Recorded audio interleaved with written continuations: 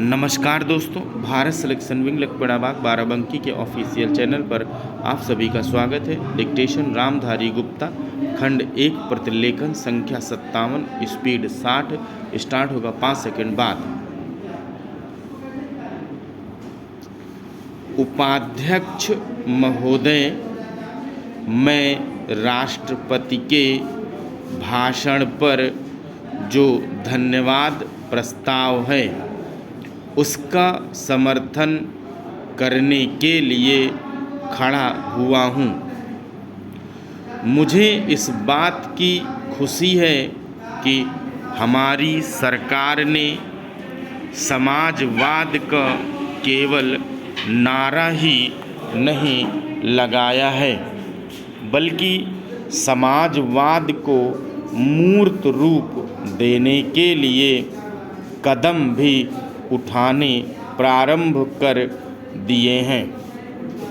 सबसे बड़ी बात तो यह है कि गरीबी हटाओ, गरीबी मिटाओ यह केवल आंदोलन ही नहीं रहा, बल्कि इसको कार्य रूप में परिणित करना भी आरंभ कर दिया गया है। इसके लिए मैं अपने प्रधानमंत्री को जितना भी धन्यवाद दूं वह थोड़ा ही है। मुझे आपसे यह भी कहने का साहस हो रहा है कि सरकार ने इस समय हमारे पहाड़ी क्षेत्रों को पूर्ण राज्य का दर्जा दे दिया है।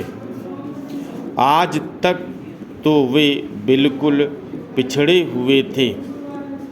मैं आपसे यह कहने का भी एहसास कर रहा हूँ कि पहाड़ी और सीमा के क्षेत्रों में राज्य का अधिकार तो दे ही दिया गया है, उनको यह अवसर भी दिया गया है कि वे अपने पिछड़े हुए इलाके को उन्नत बनाने के लिए स्वयं प्रयत्न करें और अपने पैरों पर खड़े हों। लेकिन मुझे बड़े दुख के साथ आपके सामने यह कहना पड़ रहा है कि हमारे उत्तर प्रदेश के जो पहाड़ी ज़िले हैं वे आज भी बहुत ज़्यादा पिछड़े हुए हैं और उनको कोई देखने वाला नहीं है।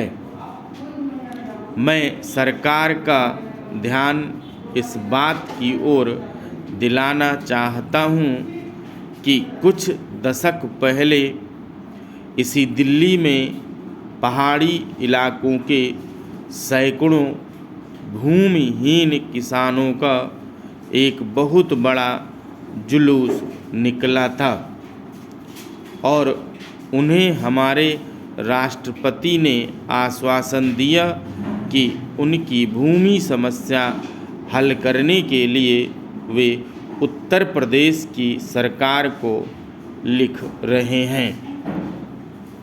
लेकिन आपको सुनकर यह आश्चर्य होगा कि कई वर्ष बीत गए हैं, किंतु एक चप्पा भूमि भी भूमिहीन किसानों को आज तक नहीं दी गई है।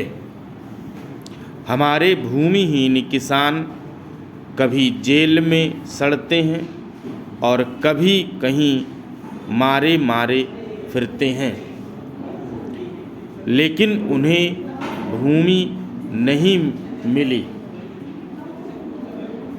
इस प्रकार मैं आपको यह भी बतला देना चाहता हूँ कि एक बार हमारे मुख्यमंत्री जी ने भी लिखा था कि हमारे उत्तर प्रदेश के जो पहाड़ी ज़िले हैं वे पूरी तरह से पिछड़े हुए हैं। इसके अलावा एक बार हमारे प्रधानमंत्री जब यहाँ दौरे पर आए थे तब उन्होंने एक सार्वजनिक सभा में भाषण दिया था।